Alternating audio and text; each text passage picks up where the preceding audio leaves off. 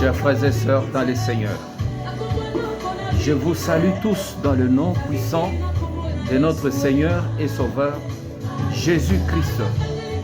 Nous sommes encore une fois de plus dans notre émission de prière et d'intercession. Dans cette émission où nous prions et nous intercédons pour notre cher et beau pays, le Congo-Brazzaville et le Congo-Kinshasa. Nous intercédons pour que la main de Dieu puisse se manifester, sa puissance, son autorité, dans nous, ses enfants, qu'il aimons et qu'il avait choisi comme Dieu pour le suivre, pour l'aimer et pour marcher selon sa parole. Bien-aimés, nous sommes sur les caractéristiques, les caractères de Jésus et les fonctions qu'il manifeste. Jésus-Christ se manifeste par plusieurs caractères, c'est-à-dire il manifeste aussi plusieurs fonctions.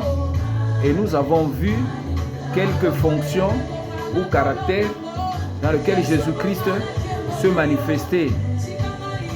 Et nous avons parlé de Christ. Jésus-Christ, il est appelé le Christ, il est appelé le Messie, il est appelé le Fils de l'homme, il est appelé l'agneau de Dieu, il est appelé la porte des brebis, il est appelé le fidèle véritable, il est appelé aussi la parole de Dieu, il est appelé le roi des rois, et il est appelé aussi le roi des Sion, le sauveur du monde, le bon berger. On l'appelle aussi les Nazaréens, on l'appelle aussi la source, le rocher, le lion de la tribu de Juda. C'est dans tout ça, bien-aimé, lorsque tu te retrouves dans une situation, lorsque tu veux commencer ta journée, tu peux appeler le Dieu de commencement ou l'alpha. Tu peux l'adorer, tu peux le louer, tu peux l'inviter en le désignant comme l'alpha. Et lorsque tu termines aussi ta journée, tu peux aussi appeler Jésus comme étant l'oméga. Tu veux commencer une activité, tu veux commencer une entreprise, tout ce que tu veux faire, il faut que Jésus soit le commencement de toutes choses. Voilà pourquoi lorsque tu places Jésus devant, tu commences avec Dieu. Il faut aussi, bien aimé, que tu termines avec lui. Parce que dans la vie chrétienne, nous constatons qu'il y a les gens qui ont commencé avec Dieu. Mais au fur du temps, soit lorsqu'ils sont bénis, ils ont maintenant beaucoup de moyens ou de possibilités, ces gens, leur amour a pris un coup. Ces gens sont refroidis dans le Seigneur, ils n'ont plus le même engouement qu'ils avaient avant. Voilà pourquoi il est très important de commencer avec Dieu et de terminer avec lui. C'est qu'il est l'alpha et l'oméga. C'est lui qui commence toutes choses dans notre vie et il est aussi capable de le terminer. Lorsque quelque chose que tu fais est selon la volonté de Dieu, quels que soient les obstacles que tu peux rencontrer dans cette entreprise, cela ne va jamais couler, que ce soit dans le mariage.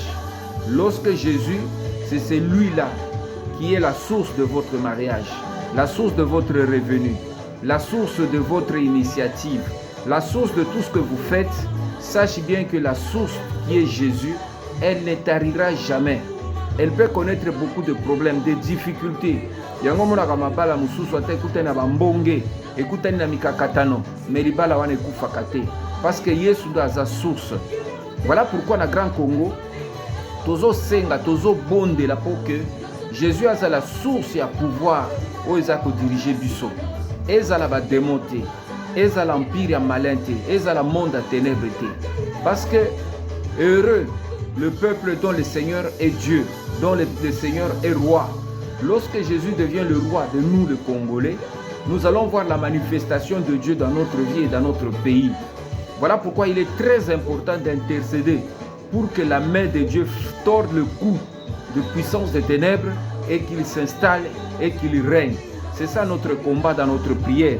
Donc ici, bien-aimé, Jésus-Christ est la lumière, nous l'avons dit. Lorsque tu vois que ta vie est dans le ténèbre, tu n'as plus d'issue. Tu marches comme quelqu'un qui ne sait pas où il va. Bien-aimé, ne marche pas en tâtonnant, ne marche pas comme un aveugle. Parce qu'un aveugle, bien-aimé, a comme finalité de tomber. Mais nous ne sommes pas appelés à broncher, Parce que Jésus est notre source de lumière. Et il nous donne cette lumière. Et cette lumière, bien-aimé, doit briller. Il doit briller devant les hommes. Et que les hommes doivent voir les bonnes œuvres et ils doivent glorifier Dieu. Un chrétien qui ne produit pas les bonnes œuvres, qui n'est pas une source de lumière pour les autres, bien-aimé, ce chrétien-là, il n'a pas Jésus en lui. L'une des caractéristiques que Jésus amène dans notre vie, c'est la lumière. Tu vas voir que certaines choses que tu ne voyais pas, tu ne connaissais pas, Dieu commence à t'éclairer. Certaines situations dont tu ne savais pas la source, comment cela est arrivé dans ta vie, mais Dieu commence à te montrer l'origine de certains problèmes que tu vis aujourd'hui.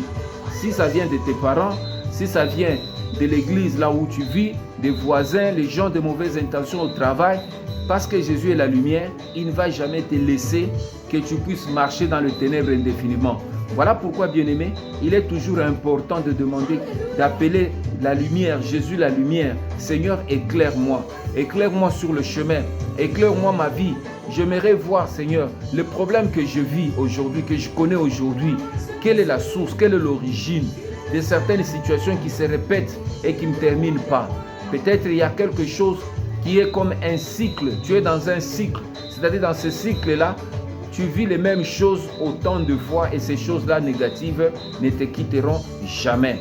Parce que ça a des convenances parfois héréditaires. Il y a des maladies comme ça qui sont des maladies héréditaires. Et diabète, parfois perte d'attention, toutes ces choses-là.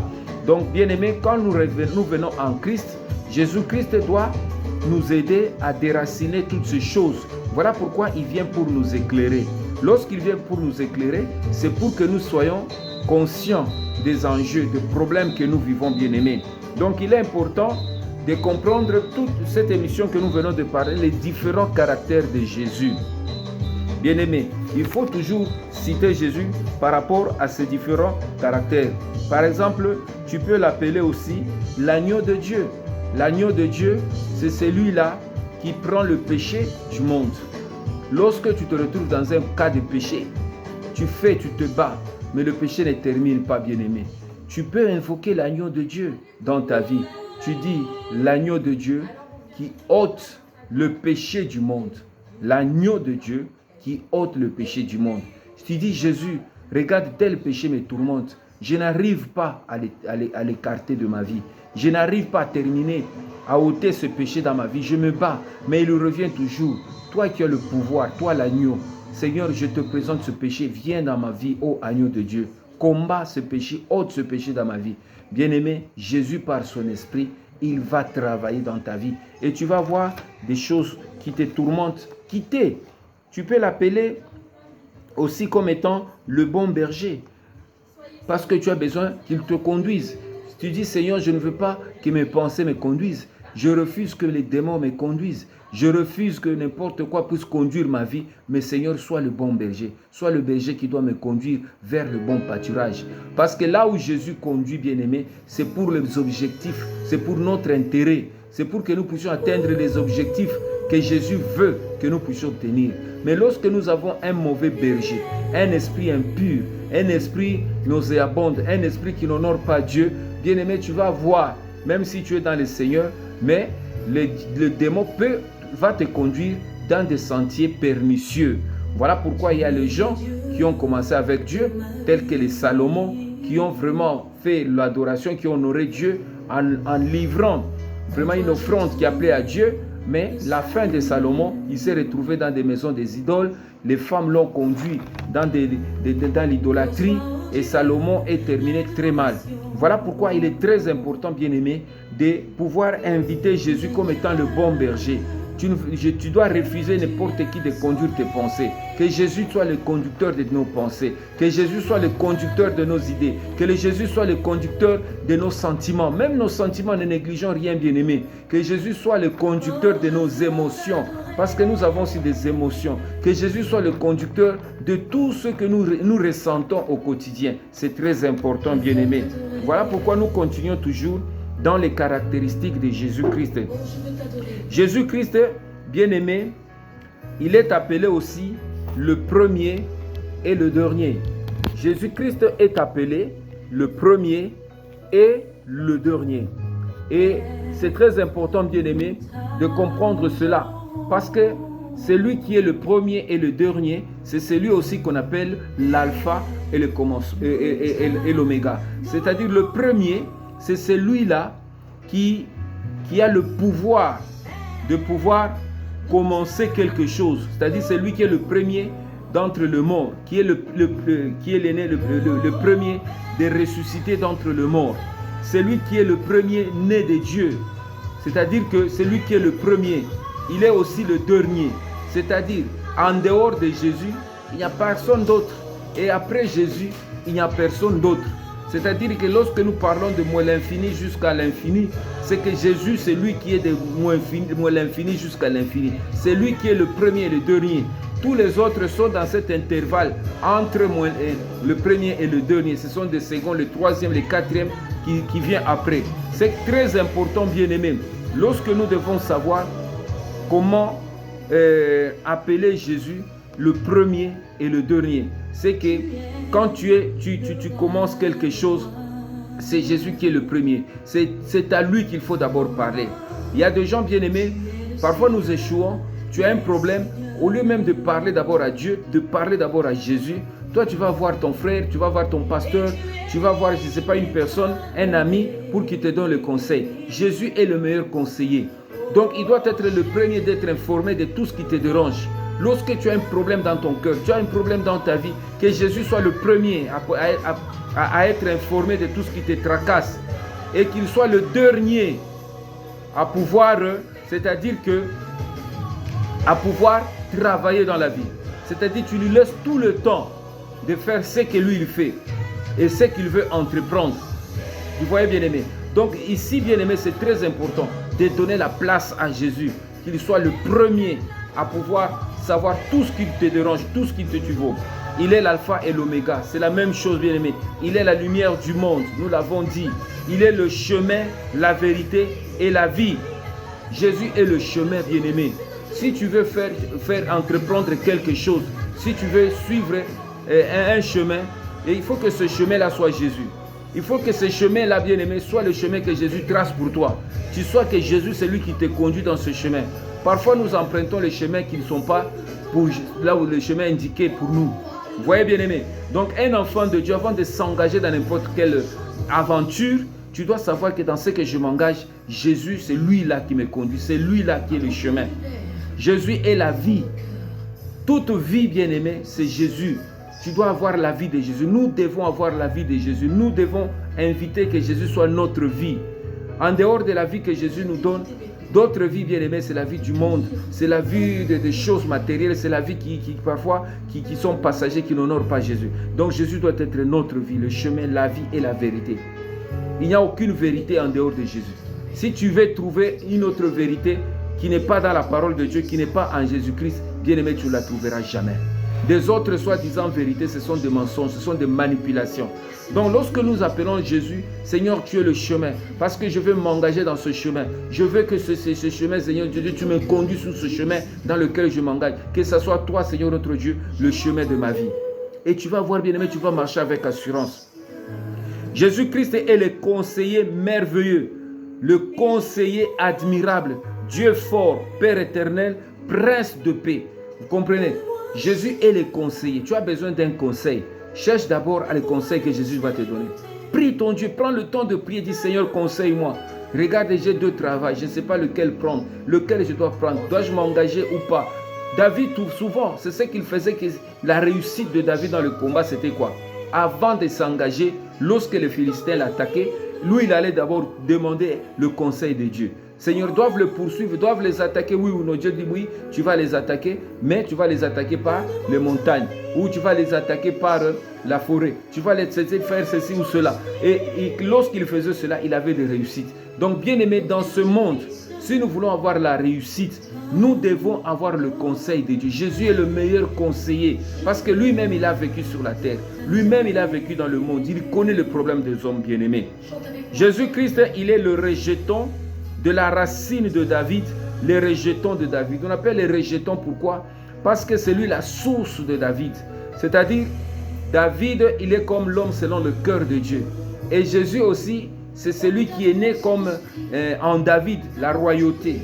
Cette royauté qui ne connaîtra jamais de fin, l'homme selon le cœur de Dieu, Jésus sur qui une voix fut entendue dans le ciel en disant, voici mon fils en qui j'ai mis toute mon affection. C'est comme David, c'est-à-dire Jésus avait l'affection de Dieu, avait le cœur de Dieu, l'approbation de Dieu, l'entendement de Dieu. C'est comme ça, bien-aimé, tu dois l'inviter aussi, si tu veux avoir aussi cette approbation. Tu dis, Seigneur, c'est toi qui es le rejeton de David. David qui est l'homme selon le cœur de Dieu. J'aimerais aussi avoir l'homme selon le cœur de Dieu, comme toi, Seigneur. Permets-moi, Seigneur, donne-moi la force, donne-moi, purifie mon cœur, que mon cœur soit capable de refléter la gloire de ton royaume, la gloire de ton nom. Et tu vas voir, Jésus va t'aider. Bien-aimé, ici, s'il y a quelqu'un qui peut nous aider mieux que quiconque, c'est Jésus. Nous allons comprendre que non, Jésus n'est pas n'importe qui. Les gens, le monde les néglige. Mais nous devons nous attacher à Jésus. Parce que Jésus est le seul capable de nous aider dans toutes les situations de notre vie, bien-aimée. L'affineur, il est l'affineur. Jésus appelait aussi le feu purificateur. La lessive du blanchisseur, nous l'avons vu dans Malachie 3, 1 à 9. L'affineur, c'est celui qui affine, qui purifie. Le purificateur, c'est lui qui lave. Si tu as des problèmes d'impureté dans ta vie, bien-aimé, appelle Jésus. Dis, Seigneur, c'est toi l'affineur. C'est toi qui purifie. Donc purifie mon cœur, purifie mon âme. Je veux avoir un cœur pur. Bien-aimé, il y a des chrétiens, il y a des enfants de Dieu qui prient, mais avec un cœur vraiment nauséabond, un cœur souillé. Tu sens que invite l'affineur, bien-aimé. Et lorsqu'il vient dans ton cœur, il va t'aider. Il va te purifier. Il va te sanctifier. Dans le nom puissant de Jésus. Jésus est appelé aussi l'étoile brillante du matin. Dans Apocalypse chapitre 22, verset 6. L'étoile brillante du matin. L'étoile brillante. Bien-aimé. Cette beauté, le soleil levant, l'étoile brillante du matin, lorsque le soleil se lève, c'est cette beauté du soleil qui est représentée à Jésus. C'est Jésus qui se lève. C'est une lumière qui se lève dans notre vie. Et cette lumière-là éclaire. Donc Jésus, il est une lumière de notre vie. Tu veux avoir la lumière dans ta vie. Il est l'étoile brillante du matin, bien-aimé. Chaque matin, nous devons l'appeler. Seigneur, merci. Toi, l'étoile brillante du matin qui brille dans ma vie, qui brille dans mon cœur pour que je marche dans la lumière au nom de Jésus. Bien-aimé, Jésus est appelé le pain de vie. Le pain de vie, c'est une nourriture. La Bible dit, l'homme ne vivra pas de pain seulement, mais de toute parole qui sort de la bouche de Dieu. Cette parole, bien-aimée, elle est comparable au pain. C'est que tu dois toujours avoir faim de manger ce pain qui est Jésus. Donne-nous notre pain quotidien. Ce pain, bien-aimé, c'est Jésus. Tu dois manger la parole de Dieu pour savoir bien marcher, pour savoir comment se comporter. C'est très important, bien-aimé, le pain de vie. Jésus est la résurrection et la vie. Dans Jean 11, verset 25, Jésus est la résurrection. Il y a certains sentiments que tu avais, mais si écoufi, par cause des problèmes que tu rencontres dans ta vie. Il y a certaines choses, bien-aimées, tu n'exprimes plus ça. Certaines ailes que tu avais, l'engouement que tu avais, moi, ici écoufi. Bien-aimé, tu peux appeler Seigneur, tu es la résurrection et la vie. Ressuscite en moi le bon sentiment, le premier amour que j'avais pour toi. Lorsque j'avais connu ta parole pour la première fois. Seigneur, cet engouement, cette zèle que j'avais même de la prière. Seigneur, je veux que tu ressuscites ce bon sentiment que j'avais pour toi. Cette façon de te chercher que j'avais, Seigneur. Cet empressement que je ne ressens plus. Tout ce que tu ne ressens plus pour Dieu dans ta vie, dans ton cœur, tu peux demander, bien-aimé, que Jésus puisse ressusciter. Il est la résurrection. Il a la puissance de ressusciter toutes choses dans ta vie. C'est lui le dernier Adam, bien-aimé. Adam, bien-aimé, c'est lui le dernier Adam. Il est aussi appelé le dernier Adam. Le premier Adam, c'est celui qui a péché. Le dernier Adam, c'est celui qui est venu pour accomplir la volonté de Dieu sans faillir. Tu peux dire, Seigneur, le dernier Adam, j'aimerais aussi être comme toi pour ne pas tomber dans le péché, pour marcher dans l'obéissance de Dieu jusqu'à la fin de ma vie. Il est le dernier Adam. Il est l'époux de la Nouvelle Jérusalem. Il est l'époux. Tu peux l'appeler aussi l'époux. Parce que Jésus, si tu es vraiment, tu sens que tu es corrigé de Christ. Tu es la femme de Jésus. Tu peux l'appeler mon époux.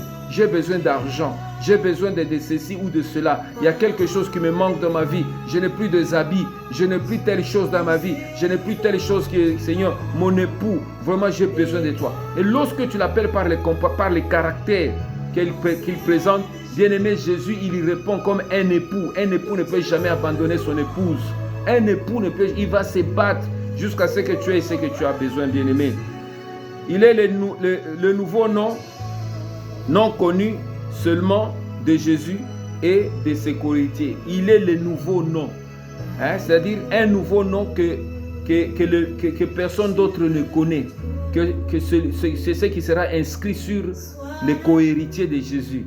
Jésus va inscrire un nouveau nom. C'est une nouvelle nature.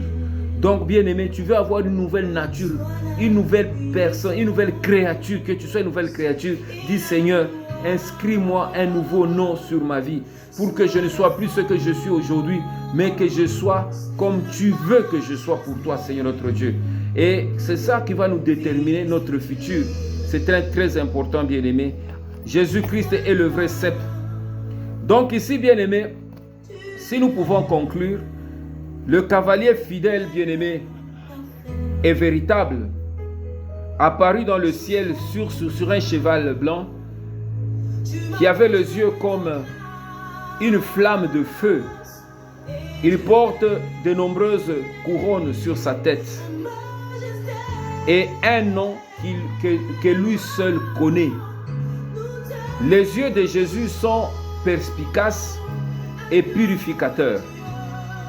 Grâce au sang qu'il a versé, bien-aimé, pour les humains, grâce au sang que Jésus a versé pour les humains, les nombreuses couronnes sur sa tête, probablement cette couronne correspondent à cette gloire que Jésus porte. Il y a la puissance de la sagesse. Jésus porte aussi le pouvoir de la richesse. Toute la richesse, Jésus le détient. Jésus détient la force, toute la force. Jésus détient tout l'honneur, toute la gloire et toute la louange.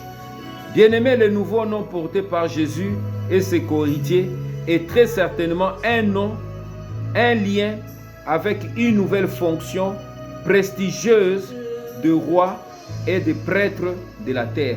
Dieu va nous faire que nous soyons de nouvelles personnes qui doivent maintenant hériter la terre. Lorsque la terre sera purifiée, bien-aimé, lorsque nous allons revenir sur la terre, nous allons posséder une nature maintenant incorruptible. Et ce sera un nom nouveau qui sera inscrit dans notre vie, bien-aimée. C'est sans aucun doute l'un des plus beaux noms qui soit donné dans l'univers. Un nom nouveau. Ce nom nouveau, bien-aimé, c'est quelque chose de très important. Voilà pourquoi tu dois écrire tout ce nom, bien-aimé, sur une feuille et tu dois méditer. Tu dois chercher à comprendre quelle est la nature de Jésus que tu veux travailler avec lui par rapport à son caractère, par rapport à sa fonction. Et tu peux l'inviter pour qu'il puisse t'aider dans tout ce qui te dérange. Bien-aimé, tu veux que Jésus soit ta source d'inspiration si tu manques l'inspiration, ta source de connaissance si tu manques la connaissance, ta source d'idées si tu n'as pas les bonnes idées. Si tu veux avoir les bonnes idées, tu invites Jésus comme étant ta source même de commerce, ta source même de projet. Tu n'as pas, tu as l'argent mais il te manque le projet. Demande, Seigneur, sois la source, inspire-moi sur ce que je veux faire. Bien-aimé, Jésus est la source de notre vie, la source de notre joie. Tu manques la joie, dis, Seigneur, sois la source de ma joie. Que je ne mette pas la joie dans les hommes, que je ne mette pas la joie dans mes matériels, que je ne mette pas la joie dans X, dans Y, mais que tu sois la source de ma joie, la source de ma paix, la source de ma force, bien-aimé. Jésus est la véritable source. Que Dieu vous bénisse. Seigneur, nous te bénissons et nous te rendons grâce. Merci Seigneur pour les différents noms, Seigneur, que tu portes. Merci Seigneur notre Dieu pour la grâce que tu répands dans notre vie. Merci Seigneur notre Dieu pour le temps que tu nous donnes, que tu disposes pour nous parler Seigneur, pour nous encadrer, pour nous amener dans la compréhension exacte de ta parole dans le Grand Congo. Seigneur, j'aimerais que nous puissions pénétrer la profondeur de tes fonctions, les différentes fonctions, Père éternel, que tu manifestes dans notre vie. Seigneur, nous voulons que tu sois notre source de joie, notre source de paix dans le Grand Congo. Malgré le problème et les difficultés que nous connaissons au quotidien, que tu sois notre source d'intelligence, notre source d'inspiration, notre source d'équilibre. Seigneur, merci pour la victoire que tu nous donnes chaque jour. Dans le combat que nous combattons, Seigneur, le Congo a besoin de la lumière, une lumière, Seigneur, pour éclairer notre vie, pour savoir où nous sommes, Seigneur, et où nous allons. Inspire-nous, Seigneur, éclaire nos dirigeants, que nos dirigeants, Seigneur, soient éclairés, donne-leur la sagesse et l'intelligence, qu'ils sachent comment se comporter et diriger, Seigneur notre Dieu, tes brebis. Sois le bon berger, Seigneur, qui conduit ses brebis vers le bon pâturage. Le Congo a besoin, Seigneur notre Dieu, de toi, ô Éternel, notre Père. Nous avons besoin de toi. Seigneur, voilà pourquoi nous prions, malgré, Seigneur notre Dieu, tous ces fondements négatifs qui sont manifestés. Nous voulons qu'ils soient ébranlés. Toutes ces racines amères qui ont été, c'est notre Dieu, sémées dans le Grand Congo, qu'ils soient ôtés dans le nom puissant de Jésus. Dans le nom puissant de Jésus. Je prie, Éternel notre Dieu, pour quiconque qui manque la joie, que tu sois la source de ma joie, de sa joie. Toute personne qui manque la paix, que tu sois la source de sa paix. Toute personne qui manque la force, que tu sois la source de la force, Seigneur notre Dieu. Nous te bénissons, Seigneur, nous te rendons grâce. En cet instant, ô Éternel, en ce moment où le monde est en train de basculer, où les choses, Seigneur, sont en train de chambouler dans le Grand Congo, où les nouvelles perspectives sont en train d'être, c'est notre Dieu, effectuées. Éternel, nous voulons ta main. Tu es notre chemin. Sois le chemin du Congo. Sois le chemin du Congo. Ce chemin qui va nous conduire vers le développement. Ce chemin qui va nous conduire vers le salut, vers la prospérité. Seigneur, ce chemin qui va nous amener vers les objectifs permanents. Ce chemin, Père éternel, qui est Jésus. Sois, Seigneur notre Dieu, le chemin de ce beau pays, le Grand Congo, le Congo Brazzaville, le Congo Kinshasa. Que toute personne, Père éternel, qui va marcher sur ce chemin connaisse la paix, connaisse l'honneur, connaisse la gloire.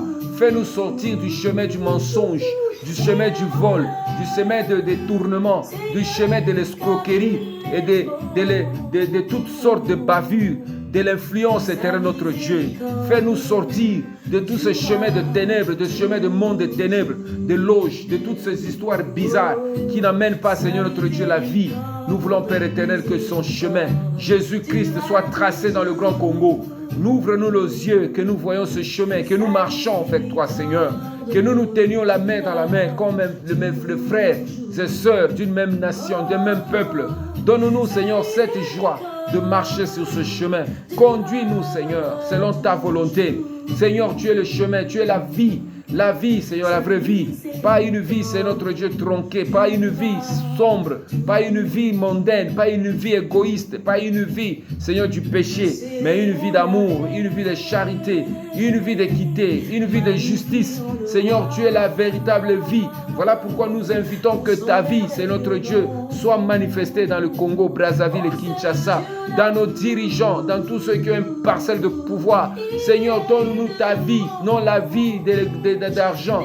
La vie, c'est notre Dieu d'égocentrisme. Seigneur, purifie-nous, Père éternel, par la vérité. Tu es la vérité, Seigneur. Que l'esprit de la vérité nous conduise pour ôter tout esprit égoïste, tout esprit de mensonge, tout esprit de haine, de jalousie, de rancœur. Je prie pour que le Saint-Esprit, l'esprit de vérité, éclaire nos cœurs, éclaire nos âmes, éclaire nos pensées, dans le nom puissant de Jésus.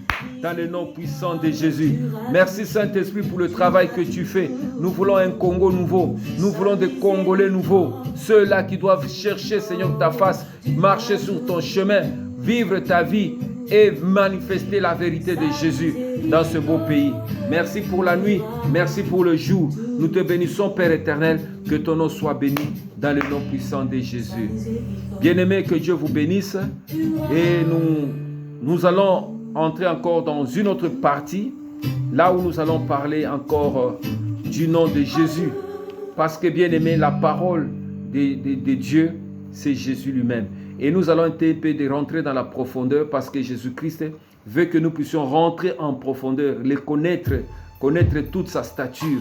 Il est digne de louange, il est digne d'adoration. Il y a en dehors de lui personne d'autre que lui.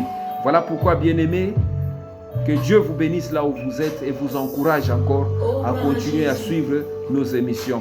Merci et à la prochaine. Que Dieu vous bénisse.